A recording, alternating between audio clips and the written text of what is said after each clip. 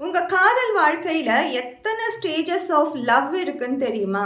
7 stages of love இருக்குது. இந்த 7 ஸ்டேஜை கடந்தால் தான் நீங்கள் ஒரு கம்ப்ளீட்டான கம்பேட்டபிலிட்டியான பார்ட்னராக மாற முடியும்.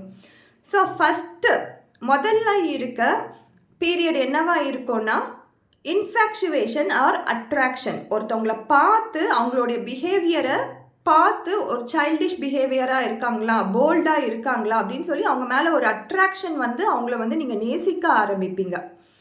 இது ஃபஸ்ட்டு ஸ்டேஜ். இந்த ஃபஸ்ட்டு ஸ்டேஜ்க்கு அப்புறமா second stage get to know more. இன்னும் 2 பேரும் இன்ட்ராக்ட் பண்ணுவீங்க.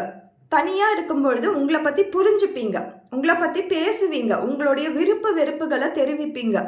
அப்போவே நிறைய பேருக்கு பிரேக்கப் ஆகிடும். நான் நினச்ச மாதிரி குவாலிட்டிஸ் இல்லையே, நான் நினச்ச மாதிரி இந்த பர்சன் இல்லையேன்னுட்டு.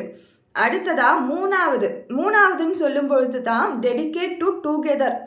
என்ன கம்யூனிகேஷனில் பிரச்சனைகள் வந்தாலும் சரி, சுற்றி இருக்கிறவங்க என்ன பேசினாலும் சரி, நாங்கள் 2 பேருமே எங்களுடைய அண்டர்ஸ்டாண்டிங்கில் கரெக்டாக இருக்கோம். எங்கள் 2 பேரோட விருப்பு வெறுப்புகள் எங்களுக்கு புரிஞ்சு நாங்கள் 2 பேரும் ஒன்றா இருக்கிறோம் அப்படின்னு சொல்லிட்டு அது க்ரோ ஆகும். இந்த பீரியட்லேயுமே நிறைய பேருக்கு பிரேக்கப் வரும்.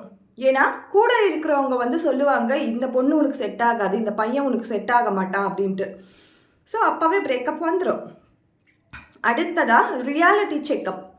உண்மையாகவே இவங்க உங்களுக்கு ட்ரஸ்ட்வர்த்தியான பர்சனாக இருக்காங்களா, லாயலான லவ்வில் இருக்காங்களா அப்படின்ற அந்த பீரியடே 4th ஸ்டேஜில் தான் வரும்.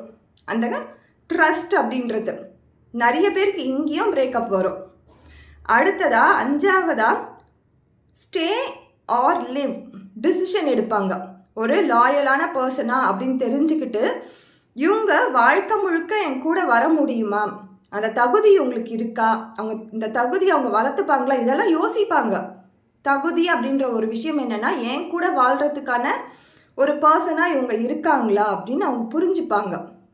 ஸ்டே ஆர் லிவ் இங்கேயும் நிறைய பேருக்கு பிரேக்கப் வரும். அடுத்ததாக டிரான்ஸ்ஃபர்மேஷன் வரும். இந்த இடத்துல தான் லவ் என்பது உண்மையாகவே வளரும், ஒரு டிரான்ஸ்ஃபர்மேஷனுக்கு வரும், ஒரு மெச்சூர்ட் பீரியடுக்கு வரும். இந்த இடத்துல நீங்கள் கடந்து உங்கள் காதல் இதெல்லாம் கடந்து வந்தால் தான் நீங்கள் ஒரு பார்ட்னராக மாறுவீங்க.